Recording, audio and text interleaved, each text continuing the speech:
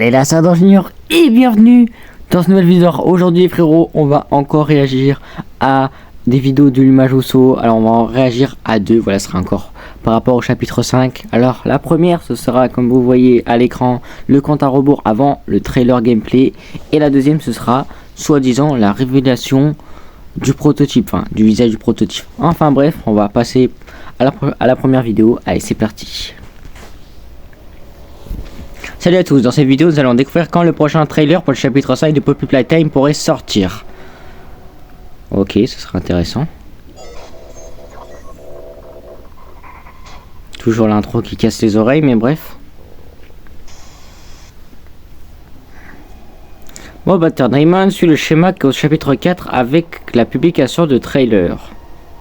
Bon les frérots, si vous voyez un point noir là, c'est normal, je sais pas pourquoi il spawn. Pour le chapitre 4, il y a eu un teaser trailer, un teaser short, deux trailers cinématiques et enfin le trailer du gameplay. Avant avec le chapitre 5, il ne reste plus que le trailer final qui sera la prochaine à venir.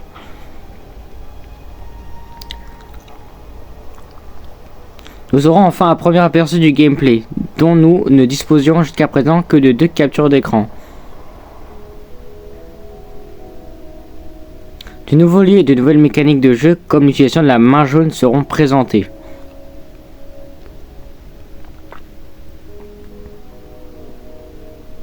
Et de nouveaux personnages seront assurément révélés, comme le visage de Lily Lovebread. Et sûrement peut-être la sœur de Poppy, enfin pour moi. Cependant, la gestion de l'ARG a changé, ce qui avec les chapitres précédents a commencé après la diffusion du premier teaser.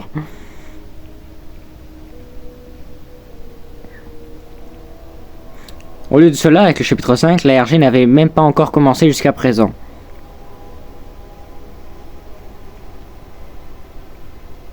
Cependant, ces derniers jours, un nouvel événement a débuté sur la page Steam, semblant marquer le début de l'ARG.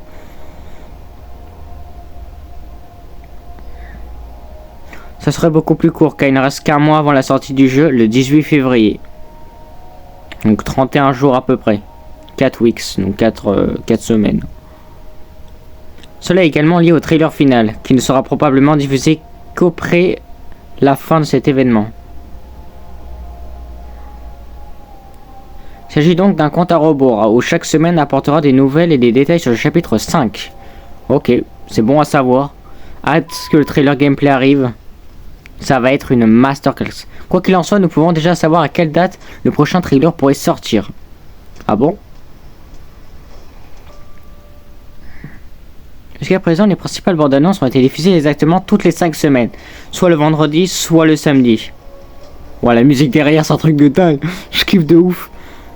Par conséquent, si ce schéma se répète, les trailers du gameplay pourraient être diffusés le 13 ou le 14 février 2026.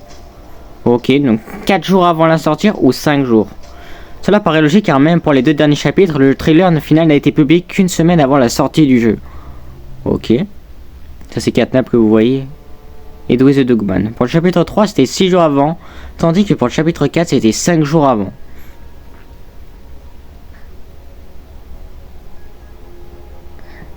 Il y a aussi un autre détail, à savoir le symbolisme du chapitre 5. Du chiffre 5, pardon. Il pourrait décider de le publier lorsqu'il restera 5 jours, afin d'avoir un compte à rebours dont le nombre correspond à celui du chapitre.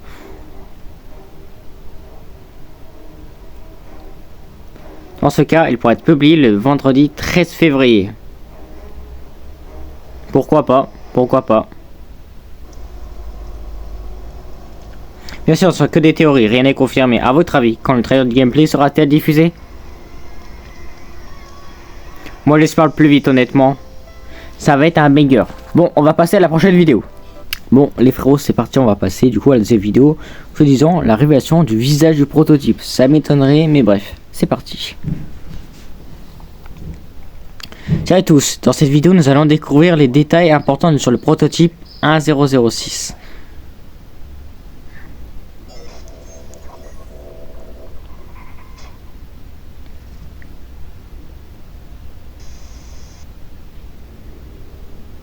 Le prototype nous a été présenté comme le principal méchant de toute la saga Poppy Playtime.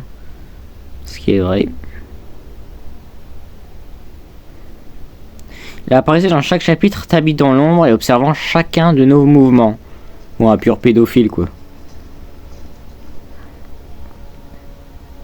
Jusqu'à présent, nous n'avons vu que des parties de son corps, comme ses 2 bras munis de griffes similaires.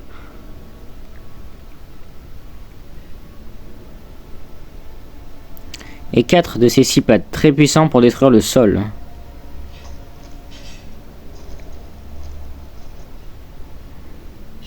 Il a la forme d'une araignée et est gigantesque. En se déplaçant, il fait trembler les pièces et détruit les murs. Oh, le mec, il a carrément la force à Hulk. Truc de ouf. Son visage a apparu pendant quelques secondes dans le reflet flou de la scalpel.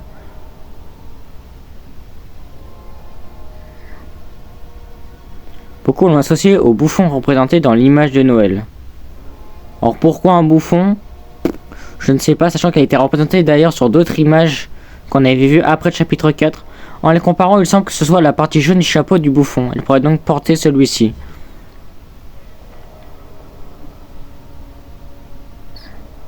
En fait, les manches prototypes sont de même couleur et les 2 tiennent une fleur dans leurs mains.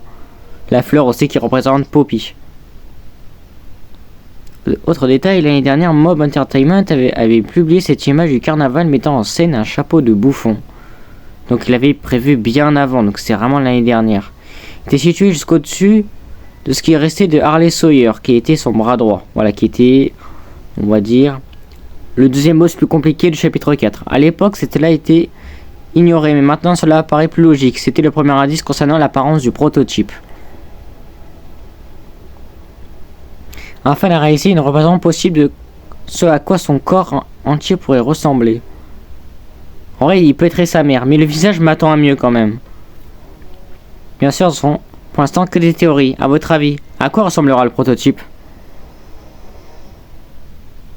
À voir. Sur le serveur Discord, un utilisateur a demandé à Spensinger, membre de l'équipe, quel était son chapitre préféré, mais sa réponse fut prototype. Bizarre. Rien à voir. Cependant, la question portait sur le chapitre préféré, et non sur le personnage.